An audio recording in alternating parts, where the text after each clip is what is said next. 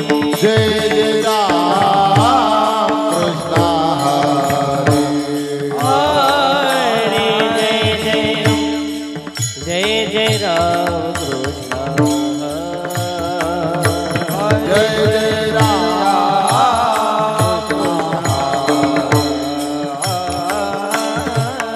जय जय राम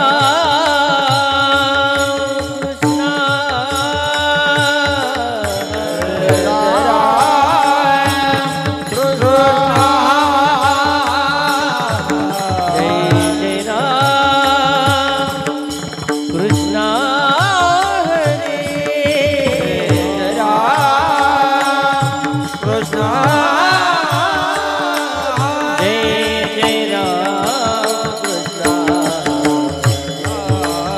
हरे जय राम हरे जय राम हरे जय जय राम जय जय राम हरे जय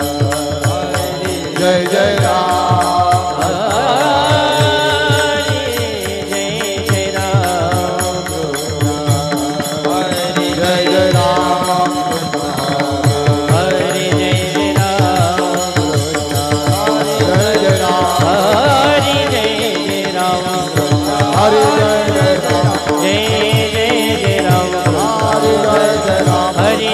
जय राम हरे जय जय राम हरे जय जय राम जय जय राम हरे जय जय राम जय जय राम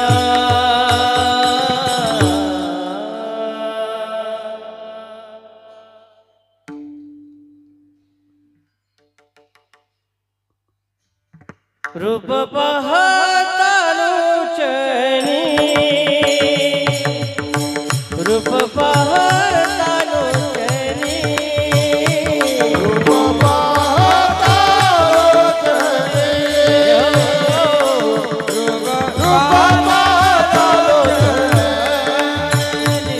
रूप पाहता लोचनी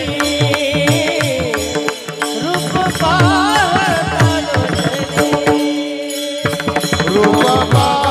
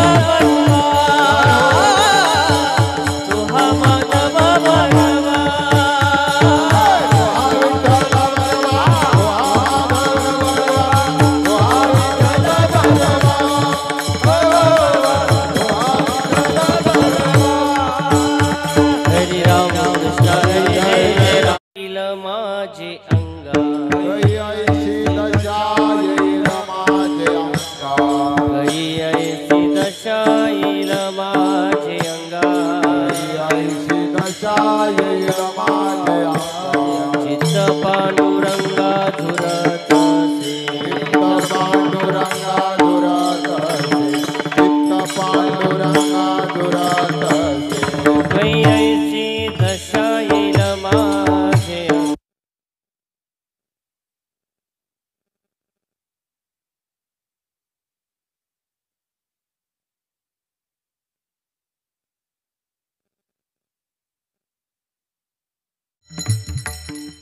अंगा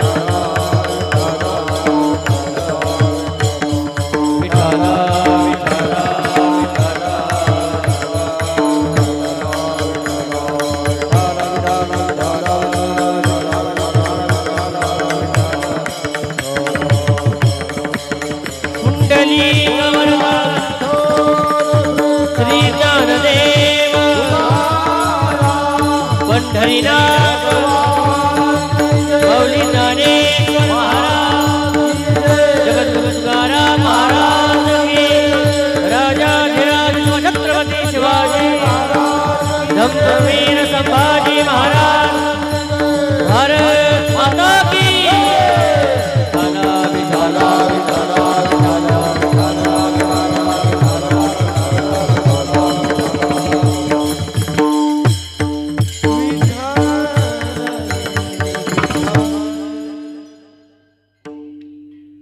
काही ऐसी दशा येईल माझी अंगा, काही ऐसी दशा येईल माझी अंगा, चित्त पांडुरंगा जुरतसे नाठवूनी देह पायाच्या चिंतने, अवसान ते क्षण नाही मध्ये, काही ऐसा पात्र होईन लाभासी, काही ऐसा पात्र होईन लाभासी, नेनो ऋषिकेशी तुष्ट येईल, नाठवूनी देह पायाच्या चिंतने, अवसान ते क्षण नाही मध्ये, तुका म्हणे धन्य मानिन संचित, घेईन ते नित्य प्रेम सुख, नाठवूनी देह पायाच्या चिंतने, अवसान ते क्षण नाही मध्ये, नमो विठ्ठला राजया पांडुरंगा, नमो रुक्मिणी माऊली ज्ञानगंगा, नमो पुंडलिका, नमो चंद्रभागा, नमस्कार माझा रुक्मिणी पांडुरंगा, महायोग पीठे तटे भीमरथ्याऊ, वरम पुंडरीकाय दातून इंद्रहे, समागत्य तिष्ठन्तमानंद कंदं, परब्रह्मलिंगं भजे पांडुरंगं, गुरुर्ब्रह्मा गुरुर्विष्णु गुरुर्देवो महेश्वरः, गुरुर्साक्षात् परब्रह्म तस्मै श्री गुरवे नमः. जयांची केली स्मरण, होय सकळ विद्येचे अधिकरण, तेची वंदू श्री चरण श्री गुरूंचे ते नमस्कारुण आता. पांडुरंगा करू प्रथम नमन, पांडुरंगा करू प्रथम नमन, पांडुरंगा करू प्रथम नमन, पांडुरंगा करू प्रथम नमन,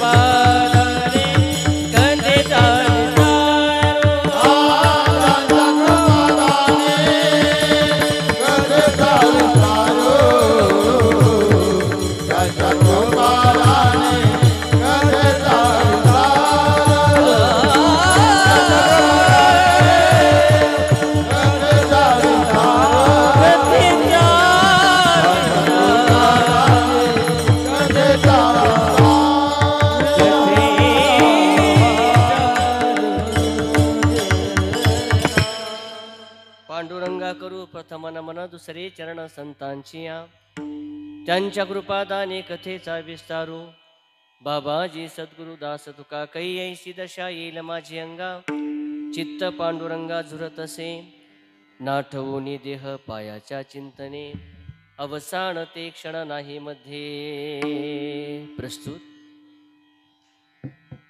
प्राप्त प्रसंगी प्राप्त स्थळी कीर्तन रूपी सेवेकरता निवडलेला अभंग जगद्गुरु जगदवंद्य देहनिवासी श्रीमंत संत वैराग्यस्य परममूर्ती वारकरी संप्रदायाच्या कलस्थानी असणारे नवे नवे अतिशय प्रतिकूल परिस्थितीमध्ये वारकरी संप्रदायाची धुरा आपल्या खांद्यावरती ठेवून संपूर्ण विश्वामध्ये वारकरी संप्रदायाचा प्रचार आणि प्रसार करणारे देवमान्य श्रीमंत संत जगद्गुरु तुकोबरायांचा चार चरणाचा आणि साधनायुक्त जीवन जगून देखील महात्म्याला प्राप्त झालेली अवस्था मला का प्राप्त झाली नाही आणि ती नेमकी कधी प्राप्त होणार या संबंधीचा विचार जगद्गुरु तुकोबराय प्रस्तुतच्या अभंगातून भगवंताच्या समोर प्रतिपादन करतात. विठाला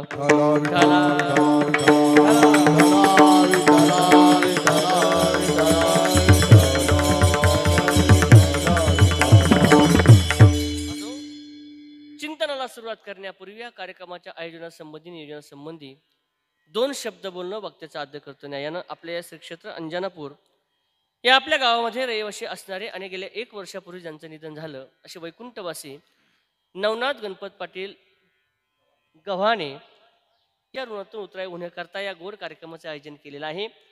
त्यांच्या पाठीमागानुसार त्यांचा संपूर्ण परिवार, सर्व नातेवाईक, सर्व आप्तेष्ट या सर्वांच्या विशेष उपस्थितीमध्ये आज आपण हा प्रथम पुण्यस्मरण सोहळा या ठिकाणी संपन्न करतोय. संपन्न करत असलेल्या सोहळ्यातील निश्चितपणे ज्यांची सुंदर या ठिकाणी साथ संगत आहे, महाराष्ट्रामध्ये गायन क्षेत्रामध्ये, मृदुंग क्षेत्रामध्ये, कीर्तन क्षेत्रामध्ये ज्यांचं खूप मोठं नाव हिमालयासारखी उंची आहे असे आमचे सर्व आदरणीय गुरुबंधू गुणीजन महाराज, त्यामध्ये ज्यांनी आता सुंदर चाल गायली, महाराष्ट्रातील अतिशय नामवंत गायक असणारे हरिभक्तपणे आदरणीय संगीत अलंकार माझे परमार्थ स्नेही आदरणीय आमचे शिवराम महाराज असतील, त्याचप्रमाणे आपल्या परिसराचं आपल्या तालुक्याचं असणारं भूषण हरिभक्तपणे आदरणीय संगीत अलंकार आमचे बाबाजी महाराज असतील, दोघांचे मनापासून आभार. मृदुंगावरती साथ देणारे माझे दुसरे परमार्थ स्नेही, महाराष्ट्रामध्ये अतिशय कमी दिवसामध्ये मृदुंग क्षेत्रामध्ये ज्यांचं खूप मोठं नाव आहे आणि शेकडो विद्यार्थी आजही ज्यांच्याकडे त्या ठिकाणी भावी ज्ञानोबा तुकोबरायांच्या रूपाने त्या ठिकाणी अध्ययन करण्याचं काम करतायत असे माझे दुसरे गुरुबंधू हरिभक्तपणे आदरणीय मृदुंग अलंकार आमचे सचिन महाराज असतील, महाराजांचे मनापासून आभार. विनेकरी बाबा असतील, तुमच्याही चरणी साष्टांग बात करतो. चोपदार आहेत ज्यांच्या माध्यमातून ही कीर्तन रूपी सेवा माझ्यापर्यंत आली आणि ज्यांची सुंदर अशी साऊंड व्यवस्था सेवेकरता आहे. संपूर्ण तालुक्यामध्ये साऊंड सिस्टीममध्ये ज्यांचं खूप मोठं नाव आहे असे माझे दुसरे परमार्थ स्नेही आदरणीय आमचे दिघेदादा असतील, तुमचे मनापासून आभार मानतो. विशेष करून या सेवेकरता उपस्थित सर्व आदरणीय माता भगिनी पुरुषवर्ग सर्वांच्या चरणी साष्टांग बात करतो आणि संकल्पित वेळेमध्ये अभंगाचा धावता भावार्थ आपल्या समोर ठेवतो. विठाला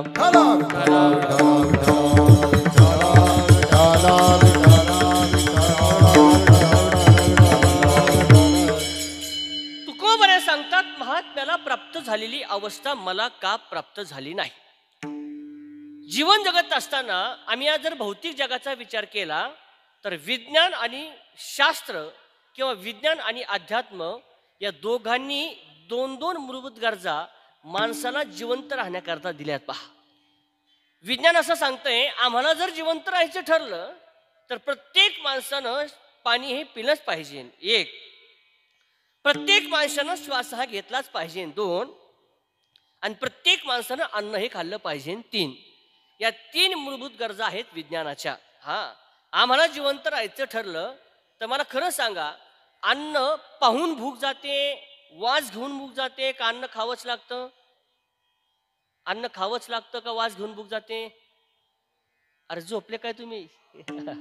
अन्न खावंच लागतं, वास घेऊन भूक जात नाही. माऊली ज्ञानोबा सांगतात, अन्नाच्या परिमळे जरी जाय भूक तरी का हे पाक घरोघरी. अन्न पाहून भूक जात नाही, अन्न हे खावंच लागतं. 1, तुम्हाला आम्हाला जिवंत राहायचं ठरलं तर पाणी पाहून तहान जाते का प्यावं लागतं? काय प्यावं लागतं? हे वाक्य लक्षात ठेवा. माऊली ज्ञानोबा सांगतात, देखून या जीवन जरी जाय तहान तरी का हे साठवण घरोघरी. अन्न खावंच लागतं. 1, पाणी प्यावंच लागतं. 2, तुम्हाला मला जिवंत राहायचं ठरलं तर श्वास घ्यावा लागतो का घ्यावाच लागतो? बोला बोला बोला. घ्यावाच लागतो. कधी? सोमवारी, मंगळवारी का अमावस्या पौर्णिमेला? रोज घ्यावा लागतो. ज्याला जिवंत राहायचं ठरलं ज्ञानोबाराय सांगतात श्वास घ्यावा लागतो. ज्याला जिवंत राहायचं ठरलं ज्ञानोबाराय सांगतात पाणी प्यावंच लागतं. आणि ज्याला जिवंत राहायचं ठरलं तर ज्ञानोबाराय सांगतात तुमच्या आमच्या जीवनामध्ये अन्न खावंच लागतं. या 3 मूलभूत गरजा आहेत विज्ञानाच्या. हा, पण चौथी मूलभूत गरज शास्त्र असं सांगतंय. भगवान परमात्म्याने तुम्हाला आम्हाला सुंदर निर्देश दिलाय ना, जसं जीवनाकरता अन्न आवश्यक आहे, जगण्याकरता पाणी आवश्यक आहे आणि जगण्याकरता श्वास आवश्यक आहे ना, तसं माणूस म्हणून तुम्ही जन्माला आलात ना, तर प्रत्येक माणसाच्या जीवनामध्ये परमार्थ हा आवश्यक आहे. तुकोबरा सांगतात देवे दिला देह भजना गोमटा आणि तो या झाला फाटा. दिले इंद्रिये हात पाय कान डोळे मुख बोलाया वचन जेणे तुळसी नारायण नासी जीव पण भवरोग.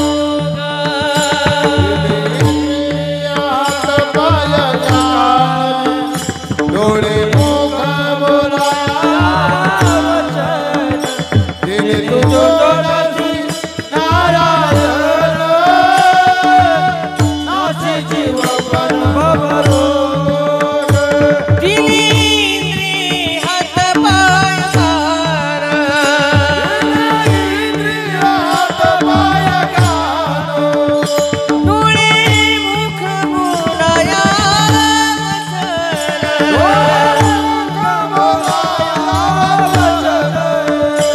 जेणे जोडसी नारायण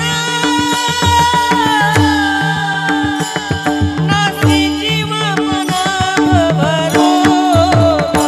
दिले इंद्रिये हात पाय कान डोळे मुख बोलाया वचन जेणे तू जोडसी नारायण नासी जीव पण भवरोग.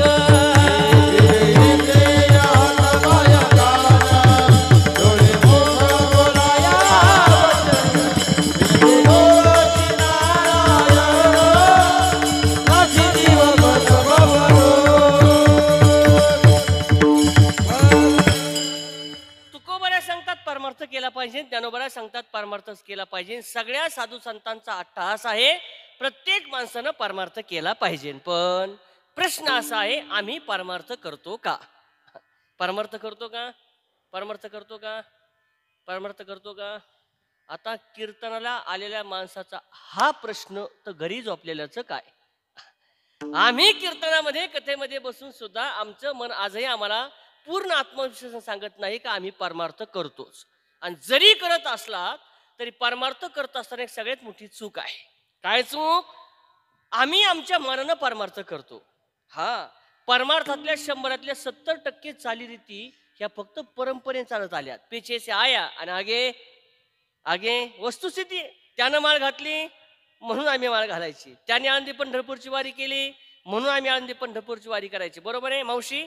तुम्ही नवरात्रामध्ये उपवास धरता उपवास? बोलत चला त्याला, त्याशिवाय मला कीर्तन येत नाही. पहा, नवरात्रामध्ये उपवास धरता. चुकलं तर काय तुम्हाला मी शिक्षा करणार नाही, काळजी करू नका. उपवास धरता तुम्ही? धरता.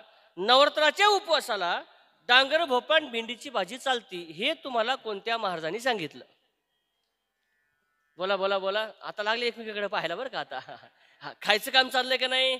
नक्कीच चाललंय. विचारलं का खाता? आमच्याकडे एकच उत्तर आहे, माझी सासू खात होती म्हणून मी. याला म्हणतात गतानुगतिक भक्ती. पीछे से आया नागे ढकल दिया. जेथे पाहे तेथे देठीचा पर्वत पायाविन भिंत तातडीची, पायाविन भिंत तातडीची. आमचा परमार्थ चाललाय पण गतानुगतिक परमार्थ चाललाय. तुकोबरायांना विचारलं महाराज अहो आमच्या पाठीमाग प्रपंच आहे, प्रापंचिक माणसानं तो परमार्थ करावा कसा? आणि प्रापंचिक माणसानं प्रपंच करता करता भगवंताची प्राप्ती करून घ्यावी कशी? विठ्ठल.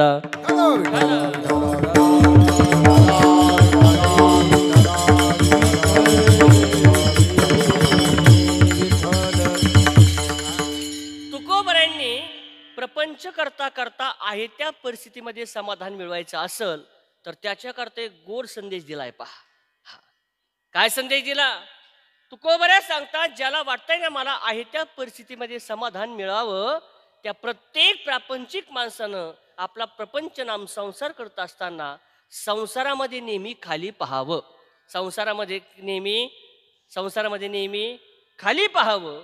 आणि परमार्थ करत असताना भगवंताची प्राप्ती व्हावी असं वाटत असेल तर परमार्थामध्ये नेहमी वरती पाहावं. हा, संसार करायचा आहे खाली पाहून, आणि परमार्थ करायचा आहे, बोला बोला बोला बोला, परमार्थ करायचा आहे वरती पाहून. मग आता संसारामध्ये खाली पाहायचं म्हणजे काय? लक्षपूर्वक ऐका.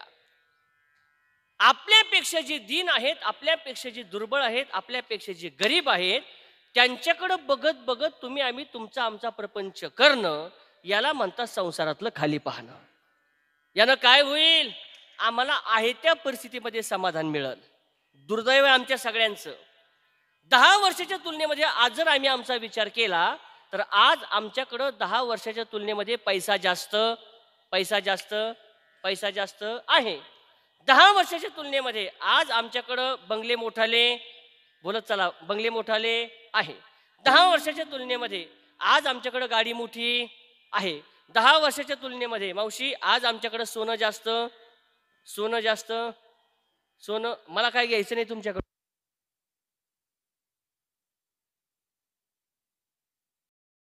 आहे चूक अशी आहे, आम्ही आमचा प्रपंच वरती पाहून करतो. हा, आपल्या झोपडीच्या दारात उभा राहतो आणि शेजारच्याचा बंगला पाहून झुरतो. बरोबर आहे ना? याच्यापेक्षा वेगळं काय आहे? एवढ्यावर थांबत नाही. तो देवाला सांगतो, देवा त्याच्यासारखं मला का नाही, त्याच्यासारखं मला का नाही. आता मला खरं सांगा, त्याला जो बंगला गाडी मिळाला तो त्याच्याकडे पाहून आम्हाला मिळू शकतो का? मिळू शकतो का? अन्नमान धन येतो प्रारब्ध आधीन, येतो प्रारब्ध आधीन, येतो प्रारब्ध आधीन.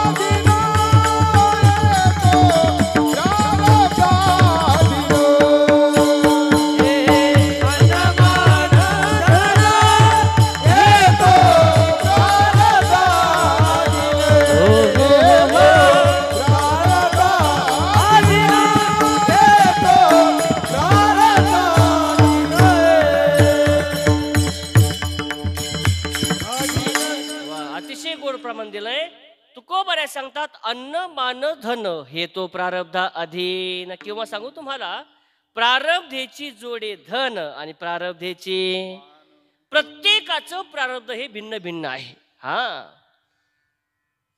घटाघटाचे रूप आगळे, प्रत्येकाचे दैव वेगळे. तुझ्या विना ते कुणा नकळे, मुखी कुणाच्या पडते लोणी, कुणा मुखी अंगा. तू वेडा कुंभार विठ्ठला, तू वेडा कुंभार विठ्ठला, तू वेडा कुंभार,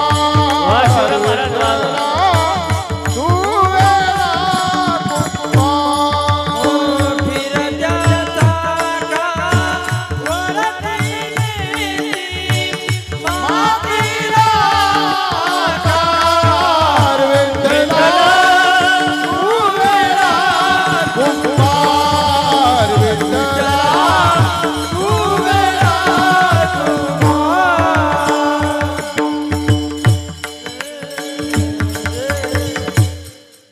विठ्ठला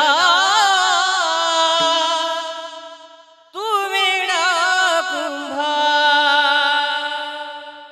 घटाघटाचे रूप आगळे आणि प्रत्येकाचे दैव वेगळे. हा, आम्हाला जी झोपडी आणि फाटकी गोधडी मिळाली याचं एकच उत्तर आहे, आमचं प्रारब्ध तसं आहे. आणि प्रारब्ध बदलायची ताकद सर्वसामान्य जीवामध्ये सोडा. भगवान परमात्म्याला सुद्धा आपलं लिहिलेलं प्रारब्ध बदलता आलं नाही. ही वस्तुस्थिती आहे. अरे भगवंताला जर स्वतःचं प्रारब्ध बदलता आलं असतं तर स्वतःचा बाप ज्यावेळेस दशरथाच्या पाय खुरून मरतोय तो प्रभू रामचंद्र भगवंतांनी कधीच तसं होऊ दिलं नसतं. का? 14 वर्षाचा वनवास ज्यास प्रभू रामचंद्र भगवंताला भोगायची वेळ आली त्यावेळेस लक्ष्मण भाई आणि प्रभू रामचंद्र भगवंताचा एक गोड संवाद आहे. लक्ष्मण सांगतो, दादा काय आपल्या कैकेयीनं आपल्या पिताश्रीकडे मागितलेला वर आणि आपल्या पिताजीनं आपल्या आईला दिलेल्या त्या ठिकाणी वराचं त्या ठिकाणी केलेलं तिचं समालोचन, या दोन गोष्टीमुळेच आपल्या जीवनामध्ये आपल्याला 14 वर्षाचा वनवास भोगावा लागला. आपल्या वनवासाला कारण फक्त आपले पिताश्री आणि ते कैकेयी आईसाहेब आहे.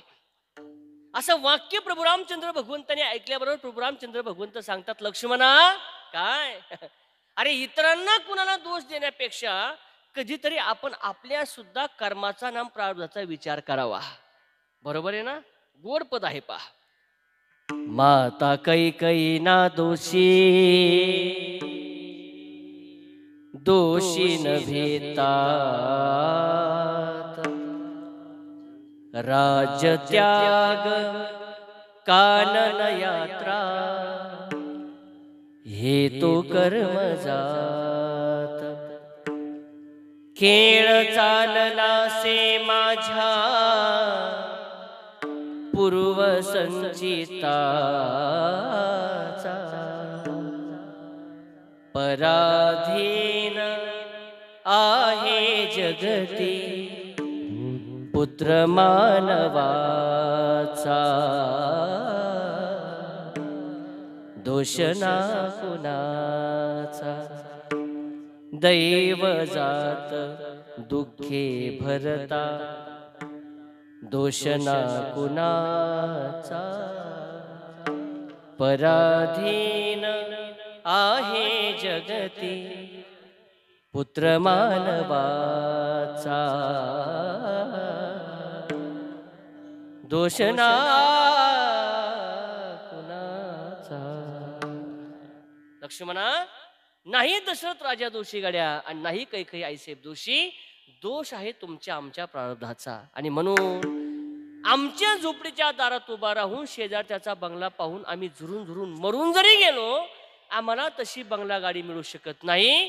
त्याच्याकरता सोपं एकच माध्यम आहे, आपला संसार खाली पाहून करावा. गोड प्रमाण दिलं बाबाजी महाराजांनी. प्रारब्ध 3 प्रकारचं शास्त्रामध्ये प्रारब्ध वर्णन केलंय पहा. लक्षपूर्वक ऐका. प्रारब्धाचा पहिला प्रकार आहे उत्तम प्रारब्ध. प्रारब्धाचा दुसरा प्रकार आहे मध्यम प्रारब्ध आणि प्रारब्धाचा तिसरा प्रकार आहे कनिष्ठ प्रारब्ध. कशाला म्हणतात उत्तम प्रारब्ध, कशाला म्हणतात मध्यम प्रारब्ध आणि कशाला म्हणतात कनिष्ठ प्रारब्ध, त्याच्यापूर्वी एक व्याख्या अजून ऐका. प्रारब्ध बदलण्याची ताकद जरी आमच्यामध्ये नसन पण प्रारब्ध कसं निर्माण करायचं हे कर्म मात्र आमच्या हातामध्ये आहे. विठाला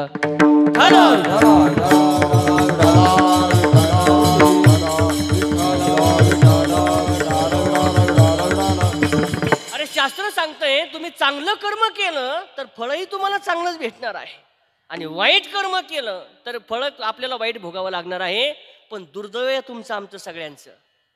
शिवराम बाबा, समाज कर्म करत असताना मनमानी करतो आणि भोगायची दुःख भोगायची वेळ आली का देवाला आणि दैवाला दोष देतो. बरोबर आहे ना? एखाद्या माणसाला जर दुःख झालं तर ते डायरेक्ट देवाला दोष देतं. महाराज देवा काय अरे मलाच का दुःख दिलं. आता वाईट कर्म कोणी केलं,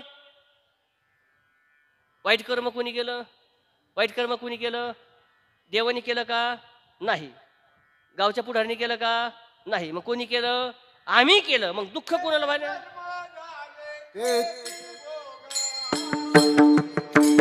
होती तरणी रे. केले कर्म झाले त्याची भोगा आले उपजले मेले ऐसे किती. आम्ही जसं कर्म करू ते आम्हाला फळ भोगावं लागतं. पण मुद्दा आमचा चालला होता कर्म करताना मनमानी करायची आणि दुःख भोगायची वेळ आली का देवाला दोष द्यायचा. उदाहरण सांगतो ऐका. एका माणसाला वडापाव आवडत होता. सकाळी सकाळी उठला, रांजणगावच्या स्टँडवरती गेला, भरपूर वडापाव खाल्ले, 2-3 मुठी मिरच्या खाल्ल्या, 2-3 मुठी. 5 वाजता त्याचं पोट दुखायला लागलं. ते पांडुरंगाच्या मंदिरात गेलं आणि देवाला म्हणायचं, देवा माझंच का पोट दुखतं, देवा माझंच का पोट दुखतं. आता मिरच्या कोणी खाल्ल्यात, बोला बोला बोला बोला, कोणी खाल्ल्या? हा, मग पोट कोणाचं दुखलं पाहिजे? हीच कर्माची गत आहे. जगी जीवनाचे सार घ्यावे जाणून सत्वर, जैसे ज्याचे कर्म तैसे फळ देतो रे ईश्वर. फक्त एवढे ध्यानात चला. आम्ही आज आमच्या प्रपंचाची अनुकूलता असताना, सत्ता संपत्ती पैसा असताना मनमानी जर तुम्ही जगाल तर एक दिवस तुमच्या डोळ्यामध्ये पाणी आल्याशिवाय राहत नाही. ही कर्माची गती आहे. आणि म्हणून 3 प्रकारच्या प्रारब्धाचा विचार चालला होता. प्रारब्धाचा पहिला प्रकार आहे उत्तम प्रारब्ध. कशाला म्हणतात उत्तम प्रारब्ध? शास्त्र सांगते ज्या ज्या वेळेस कष्टा वाचून लक्ष्मी प्राप्त होते ते आहे आमच्या जीवनातलं उत्तम प्रारब्ध. काही माणसाचं प्रारब्ध शिवराम महाराज, बाबाजी महाराज एवढं उत्तम आहे, एवढं उत्तम आहे, त्यांनी माती जरी विकली तर सोन्याच्या भावात विकती. पहा, बरोबर आहे ना? तुमच्यात पण आमच्यात पण तसंच आहे. काही काहीचं प्रारब्ध एवढं उत्तम आहे महाराज, हरिपाठातला ह सुद्धा पाठ नाही तरी डायरी मोकळी नाही. आता याला प्रारब्धच म्हणायचं, दुसरं काय म्हणू शकतो आम्ही? आमचंही तसंच आहे, आमचंही तसं आहे, तुमचंही तसंच आहे महाराज. काही काही लोक आम्हाला भेटतात, महाराज आमच्या गावचे ते आमके तमके धमके, काहीच काम करत नाही. सकाळी सकाळी उठतात, कडक कपडे घालतात, कोपरावर जातात आणि येताना 500-500चे 10-5 नोटा घेऊन येतात. काम तर करत नाही पण लक्ष्मी आल्याशिवाय राहत नाही. याला म्हणतात उत्तम प्रारब्ध. मी सांगत नाही, माऊली ज्ञानोबांचं प्रमाण आहे. भाग्याचे निभडसे उद्यमाचे निमिसे, समृद्धी जाता पैसे घर घे. समृद्धी जाता पैसे घर रिघे शब्दाचा अर्थ बळबळ लक्ष्मी प्राप्त होते. हा, पण कुणाला? उत्तम प्रारब्धवाल्याला. परंपरेचं उदाहरण ऐकलं असं, एका माणसाकडे भरपूर पैसा झाला. त्याची पत्नी झाडून घेत होती. झाडून घेता घेता एक मोहऱ्याचं पोतं भरलं होतं, सोन्याच्या मोहऱ्याचं. त्या पोत्याला धक्का लागला आणि ते पोतं तिच्या पाठीमध्ये पडलं. पाठीवर पडल्यावर मला इतका त्रास झाला. हा संध्याकाळी घरी आला. ते म्हणले, अहो ऐका, काय? ते म्हणे, तर तुम्ही घरात कुठेही सोनं, पैसा कुठेही सोनं, म्हटले त्याचं जरा जाळ करा कुठं तरी. एवढा पैसा झाला म्हटले, आज जर ते पोतं बरं म्हणे पाठीत पडलं, डोक्यात पडलं असतं तर मी मेली असते. मग कुठंतरी नेऊन टाका ते सोनं. तोही बिचारा बायकोचा आज्ञाधारक होता बरं का.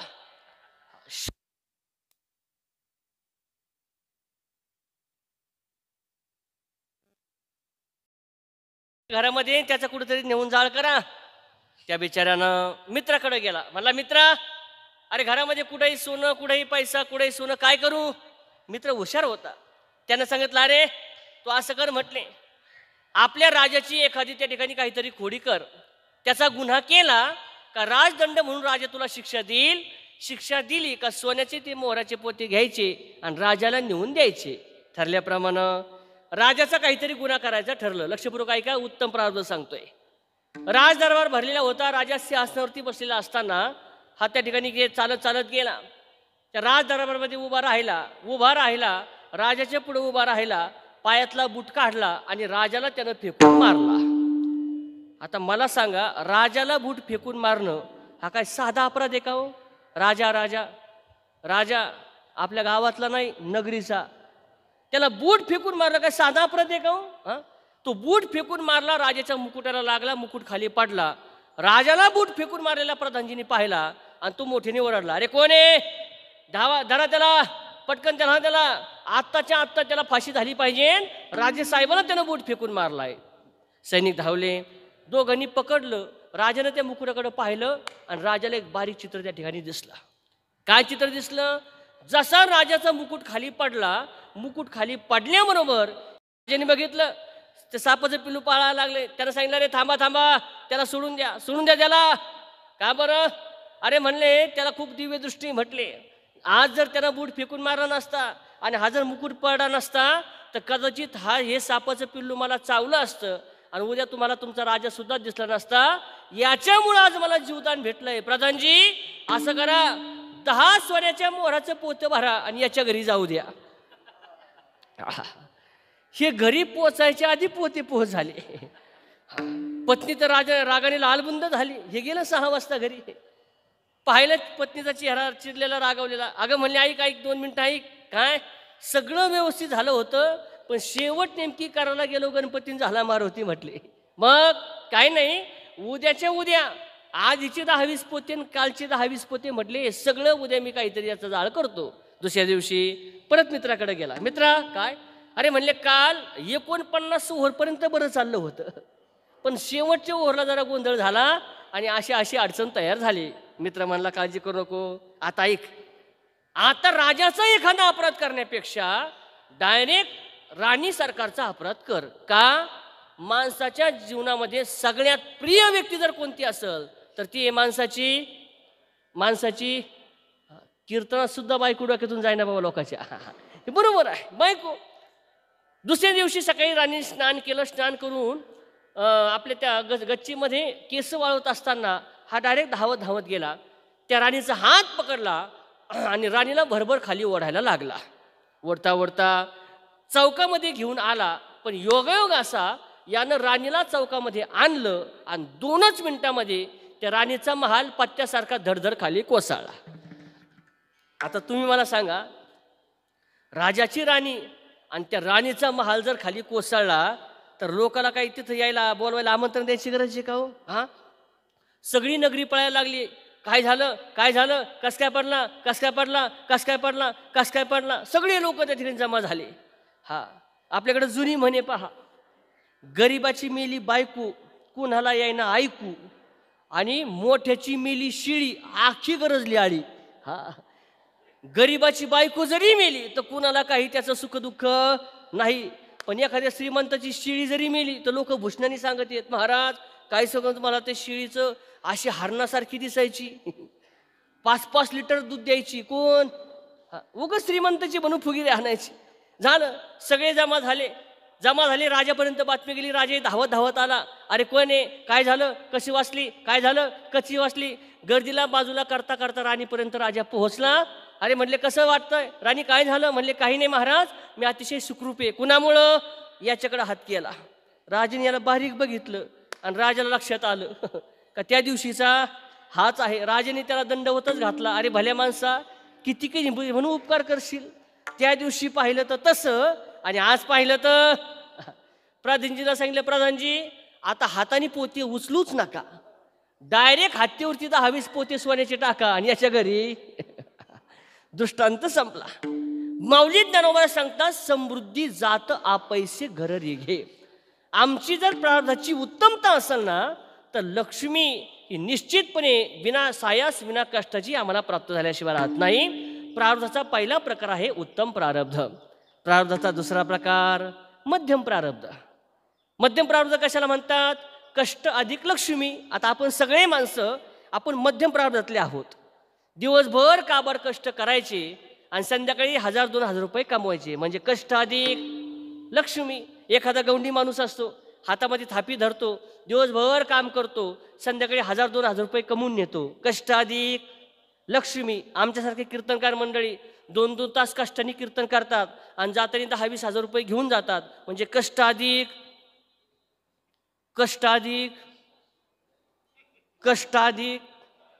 तुम्ही हसले म्हणजे तुम्हाला गोंधळ वाटायला लागला याच्यामध्ये.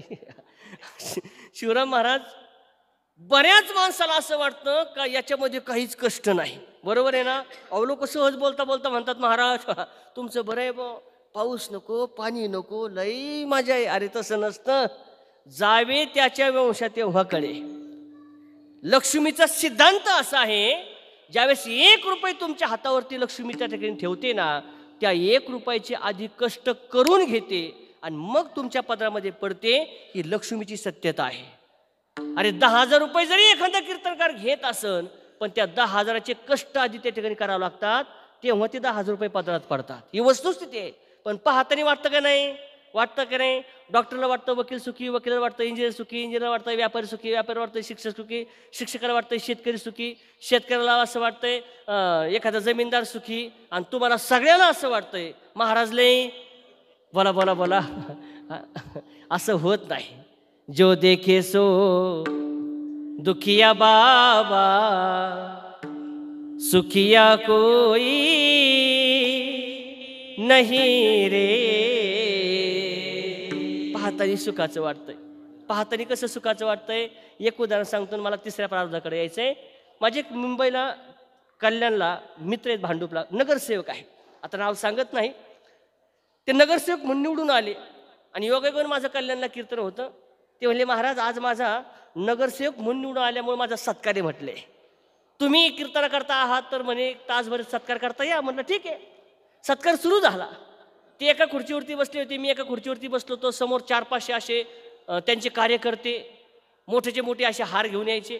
हार गाळ्यात घालायचे, साहेब अभिनंदन, निघून जायचे. हार घालायचे, साहेब अभिनंदन, निघून जायचे. मी त्यांना म्हटलं, साहेब अहो तुमचं तर आमच्यापेक्षा लय भारी हो. ते म्हणले, कसं काय? अहो म्हणलं, हा म्हणतो रे अख्ख्या कीर्तनात एकच हार आहे. बरोबर आहे ना? हा तुम्हाला हारापाठीमागं हार, हारापाठीमागं हार, हारापाठीमागं हार. तुमचं तर आमच्यापेक्षा लय सुखी काम दिसतंय. ते म्हणले, महाराज कसलं सुख आलं? म्हणलं काय झालं? अहो म्हणले, त्याचं गंमत अशी झाली. म्हटले, या सगळ्या कार्यकर्त्यांनी 500 हाराचे पैसे नेलेत आणि 200च हार गाळ्यात पडलेत. 300 हाराचे पैसे कुठे अजून त्याचा मेळ लागा ना मला. दृष्टांत संपला. पाहताना जरी आम्हाला सुखाचं वाटत असेल, पण प्रत्येकाच्या मुळाशी दुःख हे आहेच. प्रारब्धाचा दुसरा प्रकार आहे मध्यम प्रारब्ध आणि प्रारब्धाचा तिसरा प्रकार आहे कनिष्ठ प्रारब्ध. आमची जर प्रारब्धाची कनिष्ठता असेल ना गाड्या, आम्ही कितीही अट्टहास करू द्या, आम्ही कितीही प्रयत्न करू द्या, लक्ष्मी आम्हाला प्राप्त झाल्याशिवाय राहत नाही. याचा अर्थ असा, झोपडीच्या दारात उभा राहून शेजारच्याचा बंगला पाहून झुरून झुरून मरून जाण्यापेक्षा आम्ही आमचा संसार नेहमी खाली पाहून करावा. एक. आणि परमार्थामध्ये वरती पाहणं याचा अर्थ असा, माझ्या ज्ञानोबराय तुकोबरायांनी काय करून भगवंताची प्राप्ती करून घेतली त्यांच्या विचाराचं चिंतन करणं आणि आम्ही सुद्धा एक दिवस भगवंताची प्राप्ती करून घेणं, याला म्हणतात परमार्थातलं वरती पाहणं. मी सांगत नाही, माझ्या तुकोबरायांचं गोड प्रमाण आहे. पुढे गेले त्यांचा शोधित मार्ग, पुढे गेले त्यांचा शोधित मार्ग, पुढे गेले शोधित मार्ग, पुढे गेले शोधित मार्ग. चला जाऊ माग घेता मी, चला जाऊ माग घेता मी. वंदू चरण राज देव उष्टावणे, वंदू चरण राज देव उष्टावणे, वंदू चरण राज देव उष्टावणे, वंदू चरण राज देव उष्टावणे. वंदू चरण राजा देव उष्टावणे, वंदू चरण राजा देव उष्टावणे, वंदू चरण राजा देव उष्टावणे, वंदू चरण राजा देव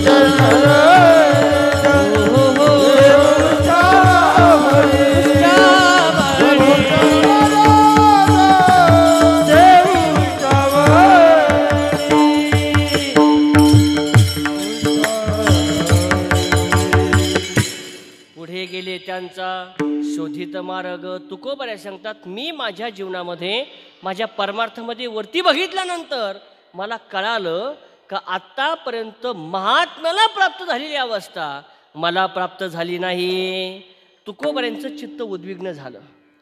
तुकोबऱ्यांनी आपल्या जीवनाची, आपल्या भक्तीची तुलना इतर साधू संतांच्या तुलनेशी जीवनाशी केल्यामुळं तुकोबऱ्या सांगतात, माझ्या ध्यानामध्ये आलंय का महात्म्याला प्राप्त झालेली अवस्था मला प्राप्त झाली नाही. कोणती अवस्था प्राप्त झाली? तुकोबऱ्या सांगतात, त्या अवस्थेचं नाव आहे नाठवुनी देह.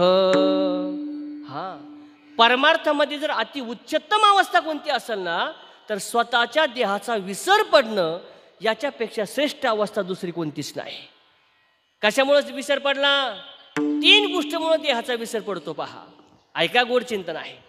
पहिलं भगवंताचं नाम, दुसरं भगवंताचं रूप आणि तिसरं भगवंताचा वेणू. आजही या 3 गोष्टीमुळं माणसाला देहाचा विसर पडल्याशिवाय राहत नाही. पहिलं आहे भगवंताचं नाम. एवढं गोड नाव आहे माझ्या भगवंताचं का माणसाला देहाचा विसर पडल्याशिवाय राहत नाही. ही वस्तुस्थिती आहे. नाही तर अनुभव घेऊन पहा कधीतरी. एखादं गोड भजन जर सुरू झालं भगवंताचं तर माणसं स्वतःचं दुःख विसरून त्या भजनामध्ये आनंद घेतल्याशिवाय राहत नाही. गोड तुझे रूप, गोड तुझे नाम, अमृताहुनी गोड नाम तुझे देवा, नाम तुझे देवा, अमृताहुनी गोड, अमृताहुनी गोड, नाम तुझे देवा, नाम तुझे देवा, अमृताहुनी गोड, अमृताहुनी गोड, नाम तुझे देवा, नाम तुझे देवा, अमृताहुनी गोड, अमृताहुनी गोड, नाम तुझे देवा, नाम तुझे देवा, मन माझे केशवा, मन माझे केशवा, गावाने गे, गावाने गे, अमृताहुनी गोड, अमृताहुनी गोड, नाम तुझे देवा, तुझे देवा, अमृताहुनी गोड, अमृताहुनी गोड, नाम तुझे देवा, नाम तुझे देवा.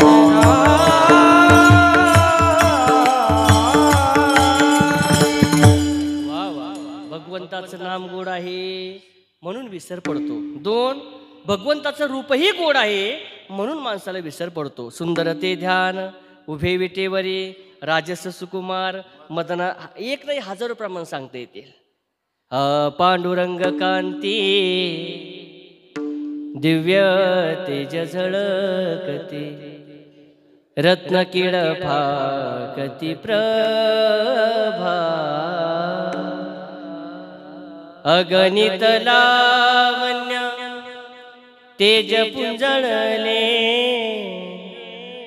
नवर नवे तेची शोभा, कानडाव विठ्ठलो कर नाटको, येणे मजलावे येलावे दो. रूप गोड आहे, नाम गोड आहे आणि सगळ्यात महत्त्वाचा विसर पडण्याकरता जर काय कारणीभूत असेल तर तो आहे माझ्या भगवंताचा वेणू. हा, अरे भगवंताच्या बासरीनं माणसावरती नाम जीवावरती परिणाम व्हावा यात नवल नाही, जडावरती सुद्धा परिणाम करण्याचं सामर्थ्य माझ्या भगवंताच्या वेणूमध्ये आहे. भगवंताच्या नाथ महाराज सांगतात, आहा रे सावळिया कैसी वाजववी मुरली, तुझ्या मुरलीचा सुरतान मी विसरले देहवान, घर सोडूनी धरिले रान, मी वृंदावनी नेले, आहारे सावळिया कैसी वाजववी मुरली. शेवटचं प्रमाण, मैं तो सुध बुध खोई तेरे प्यार में, मैं तो सुध बुध खोई तेरे प्यार में, मैं तो सुध बुध खोई तेरे प्यार में, मैं तो सुध बुध खोई तेरे प्यार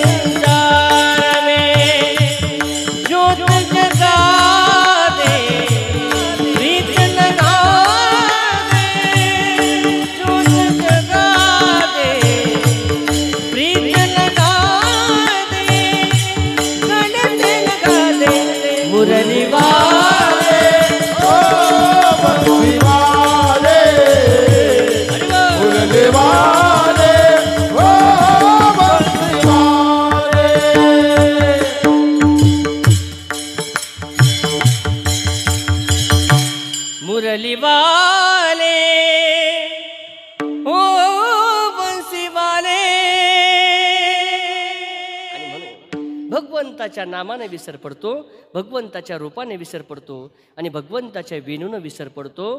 तुकोबराय सांगतात ह्या विसर पडण्याची प्रक्रिया, विसर पडण्याची अवस्था ज्या दिवशी माझ्या जीवनामध्ये मला प्राप्त होईल तोच दिवस माझ्या जीवनामध्ये अति महत्त्वाचा आणि श्रेष्ठ दिवस आहे. तुकोबराय भगवंताला सांगतात, भगवंता अशी अवस्था माझ्या जीवनामध्ये मला प्राप्त करून दे, जी अवस्था ज्या गोपींना तू त्या ठिकाणी गोकुळामध्ये प्राप्त करून दिली ना, त्या अवस्थेचं नाव आहे नाठवूनी देह पायाच्या चिंतने. अशी अवस्था माझ्या जीवनामध्ये कधी येईल? अभंगाचं पहिलं चरण. कै ऐसी दशा येईल पांडुरंगा, कै ऐसी दशा येईल माझे अंगा, कै ऐसी दशा येईल माझे अंगा, कै ऐसी दशा येईल माझे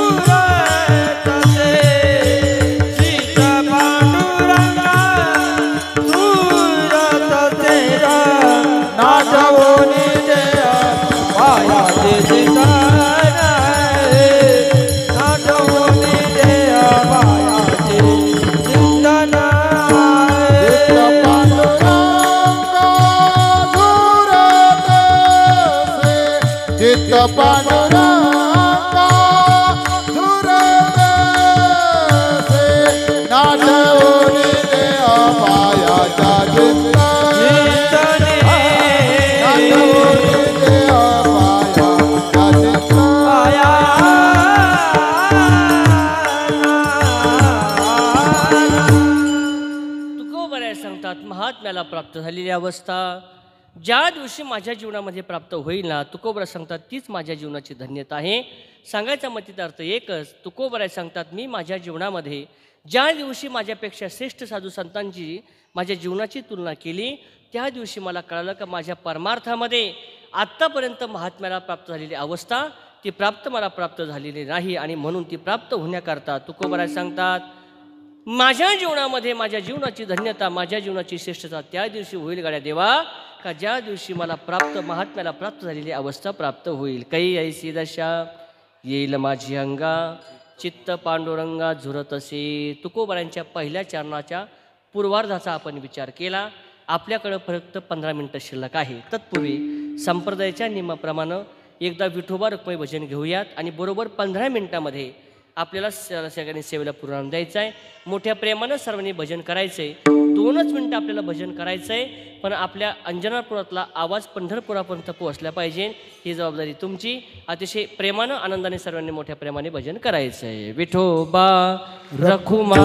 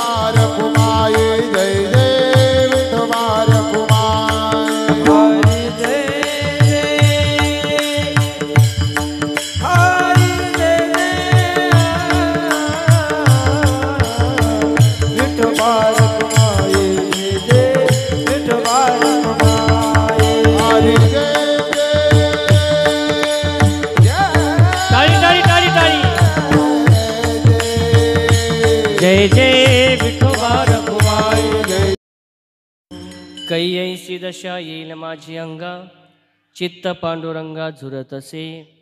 नाठवूनी देह पायाच्या चिंतने, अवसान ते क्षण नाही मध्ये. सांगायचं मतिदार्थ एकच. तुमच्या आमच्या जीवनामध्ये जीवन जगण्याकरता जसं अन्न आवश्यक आहे, मातृदेव भव पितृदेव भव, ऐका ना, होतंय असं.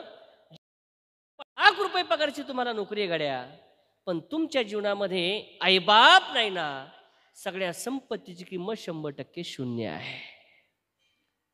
स्वामी तिन्ही जगाचा,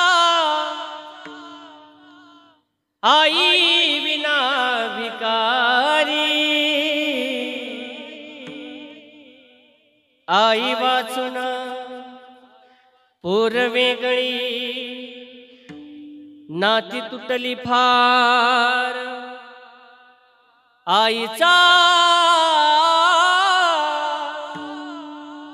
मावळला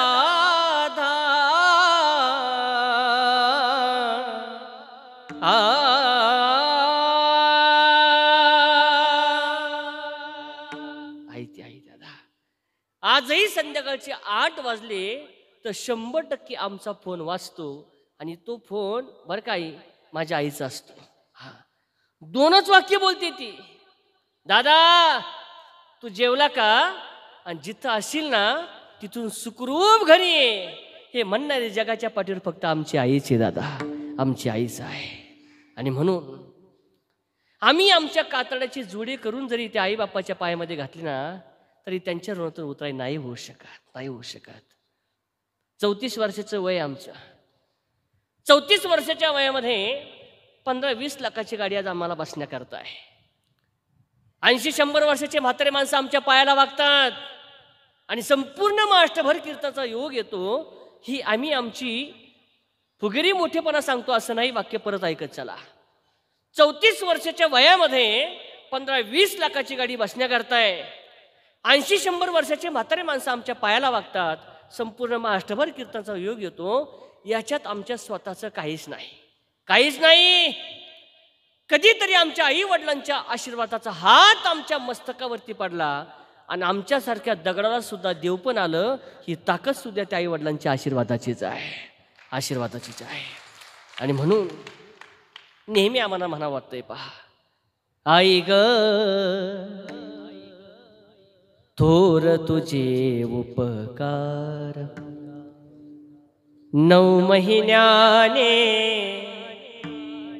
9 दिवसाने केले कृतार्थ जन्म देऊने थोर मला संस्कार. आई ग थोर तुझे उपकार, आई ग थोर तुझे उपकार, आई ग थोर तुझे उपकार. वदत विनोदे हासत सोडी, वदत विनोदे हासत सोडी. कोण दुधाची धार, आई ग थोर तुझे उपकार, आई ग थोर तुझे उपकार.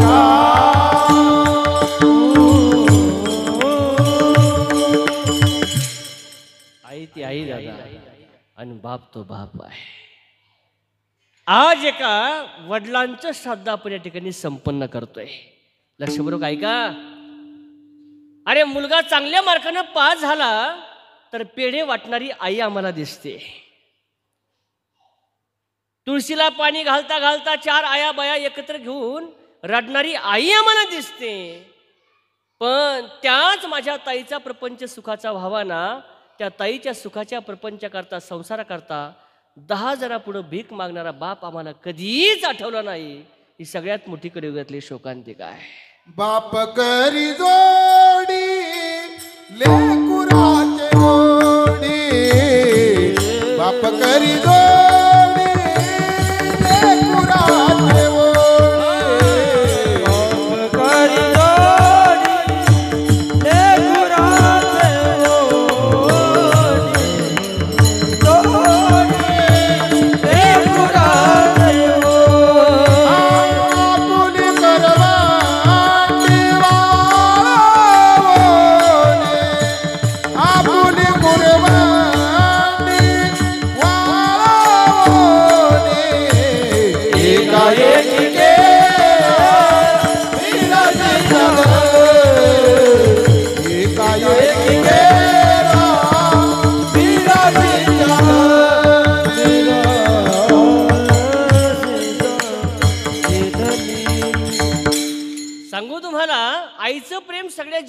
दिसतं, पण या कुटुंबापुढं समाजापुढं कधी स्वतःचं प्रेम व्यक्त नाही करत ना दादा, तो आमच्या कुटुंबातला बाप असतो. बाप असतो.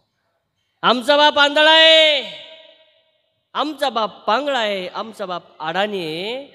पण जोपर्यंत तो आंधळा पांगळा अडाणी बाप आमच्या घराच्या पडवीमध्ये बसून येईन दादा, तो त्या घराचा खांब आहे हे कधीच विसरता कामा नये. काय करतो बाप मुला करता? अरे स्वतःचं संपूर्ण जीवन, असं म्हणतात, एका टायमाच्या मुलाच्या पोटाची व्यवस्था करते ना ती आमची आई असते. आणि आयुष्यभराच्या मुलाच्या पोटाची व्यवस्था करतो ना दादा, तो आमच्या कुटुंबातला बाप असतो. पहा, बाप असतो. तुमची फक्त 5 मिनिटं घेणार आहे, सेवा संपवणार आहे. ज्यावेळेस 2004 साली गुरुवर्य जंगले महाराज शास्त्रीजी यांच्याकडे डोंगरगडला मला शिकायला जायचं होतं दादा. शिकायला जायचं होतं. मी माझ्या वडिलांकडे गेलो. माझे वडील ज्ञानेश्वर सहकारी साखर कारखाना भेंडा 300 रुपये महिन्याने काम करायचे. लक्षपूर्वक आहे का बरं? 300 रुपये महिन्याने काम करणारे माझे वडील. मी माझ्या वडिलांकडे गेलो. मी माझ्या वडिलांना दादा म्हणतो, दादा मला डोंगरगडला जायचं आहे आणि महाराज व्हायचं आहे. म्हणले ठीक आहे, काय पाहिजे तुला? म्हणलं एक पखवाज पाहिजे आणि 2 असे पांढरे ड्रेस पाहिजे. म्हटले काही हरकत नाही. केवढ्याला भेटतो पखवाज? म्हणलं 700 रुपयाला पखवाज येतो आणि 100 रुपयाचे 2 ड्रेस असे 900 रुपये पाहिजे. 300 रुपये महिन्याने काम करणारे वडील मला नाही नाही म्हटले. मला सांगितलं मला फक्त 1 महिना वेळ दे, तुझ्या पखवाजाची आणि कपड्याची व्यवस्था करतो. दुसऱ्या दिवशी सकाळी 8 वाजता कामाला जाणारे माझे वडील संध्याकाळी 4 वाजता घरी यायचे. 4 वाजता घरी आले का सायकल घ्यायचे. माझं राहतं गाव ते मूळ गावाचं अंतर आहे 20 किलोमीटर. 20 किलोमीटर माझ्या वडिलांना सायकल मारत मारत जावं. 20 किलोमीटर सायकल मारत मारत संध्याकाळी 10-11 वाजता घरी यावं. 15 दिवस असा कार्यक्रम चालला. मी माझ्या आईकडे गेलो. मी म्हणले, आई दादा रोज संध्याकाळी 4 वाजता घरी येतात, सायकल घेऊन जातात तर रात्री 11 वाजता घरी येतात, काय भानगडे? त्यावेळेस माझ्या आईने सांगितलं, भाऊ आपण इथं नोकरीच्या गावाला राहतोय, इथं जर दूध विकत घेतलं तर 30 रुपये लिटरने आपल्याला दूध विकत घ्यावं लागतंय. आणि हे जर दूध गावाकडून आणलं तर तुझा चुलता तुला पिण्याकरता फुकट दूध देतो. माझ्या वडिलानं महिनाभर त्या ठिकाणी 20 किलोमीटर सायकल मारत जावं, 20 किलोमीटर सायकल मारत यावं. 30 रुपये रोजानं महिन्याचे 900 रुपये पाठीमागं टाकले आणि 700 रुपयाचा पखवाज आणि 200 रुपयाचे 2 ड्रेस मला घेऊन दिले. माझा मुलगा महाराज व्हावा म्हणून एखादा बाप जर मुलाकरता 20 किलोमीटर सायकल मारत जात असेल आणि मुलाकरता 20 किलोमीटर सायकल मारत येत असेल तर त्या बापानं अजून मुलाकरता काय त्याग करावा, प्रश्नचिन्ह या कलियुगामध्ये उपस्थित आहे. उपस्थित आहे. हे मी माझं सांगतो असं नाही. कधीतरी आम्ही आमच्या वडिलांचा सुद्धा विचार करून पहा गड्या. अरे नाही, ज्याच्या जीवनामध्ये कोणता सण नाही, ज्याच्या जीवनामध्ये काही उत्सव नाही आणि ज्याच्या जीवनामध्ये फक्त आणि फक्त आपल्या कुटुंबाचीच काळजी आहे ना दादा, तो त्या आमच्या कुटुंबातला बाप आहे. बाप आहे. आणि म्हणूनच म्हणतात उरामंदी माया त्याच्या काळ्या मेघवानी दाखविना कधी कुणा डोळ्यातल पाणी. जिजू जिजू संसाराचा गाडा हाकला, होटावरी हसू जरी कना वाकला. घडीभर तू थांब जरा, ऐक त्याची धापर, लय अवघड हाय गड्या उमगाया बापर, उमगाया बापर. त्याच्या फाटक्या सदऱ्याला किती ठिगाळ जोड जैली, उभ्या आयुष्याला त्यानं कशी कातर लावलेली. मला कसस होत या कुणी बाबा म्हणताना, उरी हुंद का दाटतो या गोष्ट बापाची सांगताना भरविला घास मुटका माझ्या इवल्या मुखात त्याचा जन्म कष्टाचा पण सदा मी सुखात त्यानं बघितलं सपना पाला उसाचा काढताना उरी हुंद का दाटतो या गोष्ट बापाची सांगताना माझ्या डोळ्यातलं आसवा कुणी मायेनं पुसताना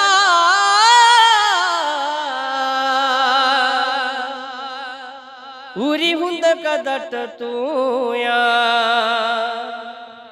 गोष्ट बापाची सांगताना आई वडिलांची सेवा करा. आणि सगळ्यात शेवटचा महत्वाचा संदेश, आज संपूर्ण भारत आणि भारताच्या बाहेर सुद्धा आज आपला स्वातंत्र्य दिन आपण त्या ठिकाणी मोठ्या आनंदाने संपन्न करतोय. कुणामुळे संपन्न करतोय? याच्या 24 तास डोळ्यामध्ये तेल घालून राहणारे आमचे जे जवान, त्या सैनिकांचं या स्वातंत्र्य दिनामध्ये अतिशय मोलाचं ठिकाणी योगदान आहे. पहा, योगदान आहे. तुम्हाला महाराज, मेरा भारत देश महान ही नेमकी काय वेगळी येत आहे इतर देशांमध्ये आणि आमच्या भारतामध्ये? लक्षपूर्वक ऐका. इतर देशांमध्ये सुद्धा नद्याच आहेत, आमच्या देशामध्ये सुद्धा नद्याच आहे. इतर देशांमध्ये सुद्धा महिला पुरुषच आहेत, आमच्या देशामध्ये सुद्धा महिला पुरुषच आहे. इतर देशांमध्ये सुद्धा शाळा आहेत आणि आमच्या देशामध्ये सुद्धा शाळा आहेत. मग मेरा भारत देश महान का? लक्षपूर्वक ऐका. अरे इतर देशांमध्ये जरी नद्या असल्या ना, तर त्या नद्या फक्त पाण्याकरता वाहतात आणि आमच्या भारतातल्या नद्या या तीर्थ म्हणून आम्ही त्याचं पवित्र त्या ठिकाणी तीर्थ तोंडामध्ये घेतो आणि म्हणून तर मेरा भारत देश महान आहे. इतर देशांमध्ये स्त्री हे भोगाचं साधन आहे, पण ती स्त्री आमच्या भारतामध्ये आम्ही लक्ष्मी म्हणून पूजा करतो, म्हणून तर मेरा भारत देश महान आहे.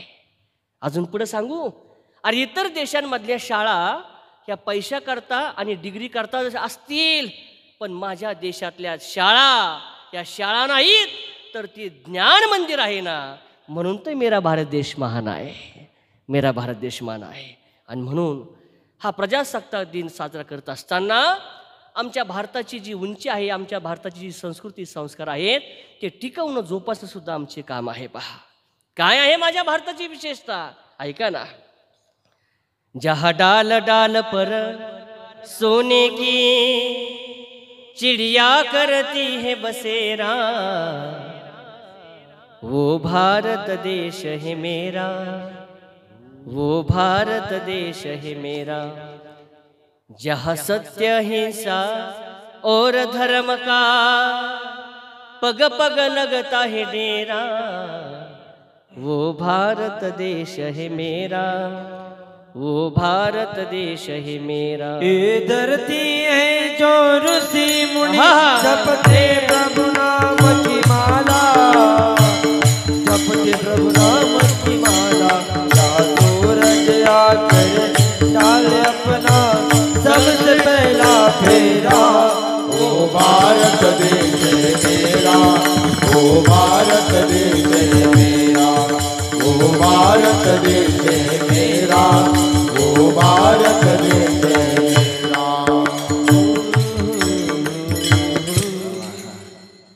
वो भारत देश है मेरा, वो भारत देश है मेरा. जहाँ ऋषि मुनि जपते प्रभु नाम की माला, हरि ओम हरि ओम हरि ओम हरि ओम. जहाँ हर बालक एक मोहन है और राधा एक एक बाला, राधा एक एक बाला. जहाँ सूरज सबसे पहले आकर डाले अपना डेरा, वो भारत देश है मेरा, वो भारत देश है मेरा. आमच्या स्वातंत्र्यामध्ये सगळ्यात महत्त्वाचं योगदान कुणाचं असेल ना तर ते आमच्या जवानाचं आहे. 2 मिनटं शेवटची घ्यायचीत आणि आपल्याला सेवा संपवायची. मी सहज एका ठिकाणी म्हटलं, आमचा प्रपंच, आमचे कथा कीर्तनं, आमची जी त्या ठिकाणी परमार्थ संसार चालला आहे ही सुखी चालण्यामध्ये फक्त एकच त्या ठिकाणी महत्त्वाची कारणीभूत आहे, ते आहे आमच्या सीमेवरचे जवान. एक मुलगा मला म्हटला, महाराज जवान लढतात ते तरी फुकट लढतात म्हणले, पैसे तर घेतात. ऐका बरं का, दुर्दैव आहे. त्याला म्हणलं तू स्वतः बंदूक घेऊन फक्त लढून बघ. अरे सियाचीन सारख्या प्रदेशामध्ये आजही -20 टेम्परेचर आहे, -20. तिथं सुद्धा ते जवान 24 तास डोळ्यामध्ये तेल घालून राहतात. बघा 2 वर्षापूर्वीची घटना गडचिरोली भागातली. एक जवान शहीद झाल्यानंतर लग्न होऊन त्याचं फक्त 2 वर्ष झालते महाराज. 1 वर्षाचं तानं लेकरू होतं. ज्यावेळेस त्या जवानाचा अंत्यविधी करण्याकरता त्याला गावामध्ये आणण्यात आलं, मोठीचे मोठी अंत्ययात्रा निघाली, सरणावरती झोपण्यात आलं. ज्यावेळेस सरणावरती झोपण्यात आलं त्याच्या 1 वर्षाच्या मुलाला त्याच्या 65 वर्षाच्या म्हाताऱ्या आजीने कडेवरती घेतलं होतं. ज्यावेळेस तो 1 वर्षाचा मुलगा सरणावरती झोपलेल्या आपल्या बापाला अग्निडाव देतो, त्या मुलाला माहिती नाही हा सरणामध्ये झोपलेला माझा बाप आहे आणि या बापाचं चित्र मला मरेपर्यंत भेटू शकत नाही. मला खरं सांगा, आपल्या 1 वर्षाच्या मुलाला आयुष्यभरा करता अनाथ करतात. कुणा करता हो? फक्त आमच्या रक्षणाकरता. 18-20 वर्षाची माझी तरुण माऊली मरेपर्यंत विधवा म्हणून जीवन जगते. कुणा करता? फक्त आमच्या आनंदाकरता. आणि 70, 80 वर्षाचे म्हातारे आईबाप मरेपर्यंत त्या मुलाकडं फोटोकडं पाहून रडतात. कुणा करता गड्या? फक्त आमच्या रक्षणा करताना. आणि म्हणून मला शेवटचा एकच संदेश द्यायचा आहे, प्रेमच करायचं असेल ना तर एक तर संतावरती करा, एक तर देवावरती करा किंवा देशावरती करा. चौथी व्यक्ती जगाच्या पाठीवरती प्रेम करायच्या पात्रतेची नाही. आणि म्हणून हर करम अपना करेंगे. सर्वांनी टाळी वाजवायची. कीर्तन संपलंय. 15 ऑगस्ट आहे, स्वातंत्र्य दिन आहे. सगळ्यांनी टाळी वाजवा. टाळी टाळी. हर करम अपना करेंगे, हे वतन तेरे लिए. जान भी देंगे, हे वतन तेरे लिए. ओ दुनिया जान भी देंगे, हे वतन तेरे लिए. हो तू मेरा धर्मा, तू मेरा धर्मा, तू मेरा अभिमान है. हे वतन महबूब मेरे, तुझ पे दिल कुर्बान है. हो देंगे हो मरेंगे, हे वतन तेरे लिए. दुनिया जान भी देंगे, हे वतन तेरे लिए. हो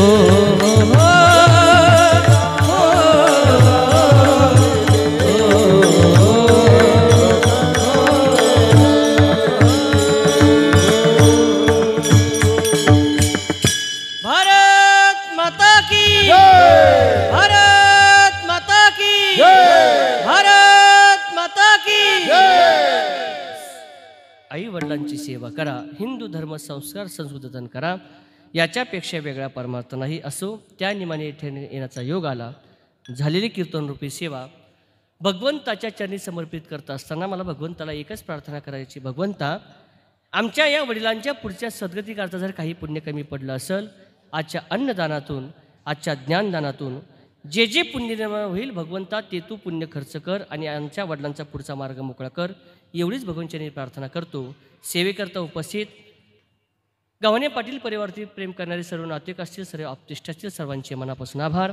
या कीर्तनरूपी सेवेकरता ज्यांनी अतिशय गोड साथसंगत या ठिकाणी केली, महाराष्ट्रामध्ये गायन क्षेत्रामध्ये ज्यांचं मोठं नाव आहे, आमचे सर्व आदरणीय गुरुबंधू महाराज, त्यामध्ये संगीत अलंकार हरिभक्तपणे आदरणीय आमचे शिवराम महाराज असतील, संगीत अलंकार हरिभक्तपणे आदरणीय आमचे बाबाजी महाराज असतील, दोघांचे मनापासून आभार. मृदुंग अलंकार आमचे आदरणीय सचिन महाराज असतील, तुमचे मनापासून आभार. महाराजांच्या माध्यमातून असे आमचे गुरुवारी महाराजांचं वाक्य असं आहे, दगडाच्या आणि मातीच्या इमारती वाढवण्यापेक्षा जिवंत असे मंदिर जर उभा केले तर हे मंदिरं निश्चितपणे आपली भावी संस्कृती टिकवल्याशिवाय राहणार नाही. म्हणून महाराज तुमच्या कार्याला आमचा सलाम आहे. असंच तुमचं कार्य चंद्रसूर्य आहे तोपर्यंत राहो आणि आपल्या घरून आपल्या हातून असेच हे जिवंत मंदिर घडत राहो एवढीच भगवंतांनी प्रार्थना करतो. वेणेकरी बाबा असतील, तुमचे मनापासून आभार. आमचे चोपदार असतील, तुमचे मनापासून आभार. माझा आवाज आपल्यापर्यंत पोहोचणारे ज्यांचं मोठ्या तालुक्यामध्ये आपल्या साऊंड सिस्टीममध्ये नाव आहे, आदरणीय आमचे दिगेदादा असतील, तुमचे मनापासून आभार मानतो. उपस्थित सर्वांचे मनापासून आभार आणि कीर्तन रूपी सेवेला पूर्णविराम. ज्ञानेश्वर